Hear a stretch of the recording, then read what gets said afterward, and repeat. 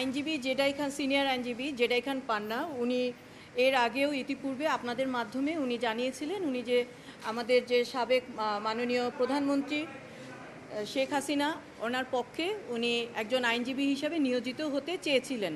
এর আগেও আপনাদের মাধ্যমে উনি এই ইনফরমেশনটা দিয়েছিলেন। তো পরবর্তীতে উনি একটি অ্যাপ্লিকেশন করেছিলেন ট্রাইব্যুনাল বরাবর, এবং এই অ্যাপ্লিকেশনটা উনি ইয়ের কাছে নিয়ে আসছিলেন, রেজিস্ট্রার বরাবর নিয়ে আসছিলেন। কিন্তু যেহেতু আইনজীবী নিয়োগ হয়ে গেছে রেজিস্ট্রার, সেক্ষেত্রে রেজিস্ট্রার এটা অপারগতা প্রকাশ করেন এবং উনি এটা পরবর্তীতে উনি এই অ্যাপ্লিকেশনটা বাই পোস্টেও পাঠিয়েছিলেন। তো আজকে অন বিহাফ অফ হিম, অর্থাৎ আমি জেডাই খান পান্নার পক্ষে ওনার এই অ্যাপ্লিকেশনটা জাস্ট পুটিং করেছিলাম কোর্টে, এবং কোর্টকে জানিয়েছিলাম ওনার ডিজায়ারটা কী। এবং উনি কোর্ট বলেছেন যে যেহেতু একজন আইনজীবী অলরেডি নিয়োগ হয়ে গেছে, এখন আর এটা সম্ভব না।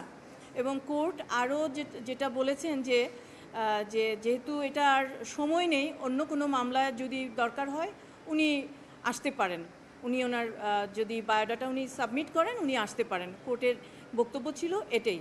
এবং শেষে যেটা আমি ওনার পক্ষে থেকে ওনার আর একটি মেসেজ ছিল যে কোর্ট যদি ওনাকে ডিফেন্স লয়ার হিসেবে নিয়োগ নাও দেন সাবেক মাননীয় প্রধানমন্ত্রীর জন্য, ওনাকে যেন অ্যাসিস্ট করার জন্য একটি অনুমতি দেওয়া হয়।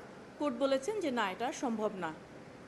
আপনারা আর যা জানার দরকার বা ওনার কিছু, যেহেতু আমি ওনার পক্ষে ওনার অন বিহাফ অফ, যেহেতু উনি আসতে পারেন নাই, আমি ওনার পক্ষে অ্যাপ্লিকেশনটা পুটিং করেছিলাম, আপনারা ওনার কাছ থেকে সব কিছু জেনে নিতে পারেন আরও।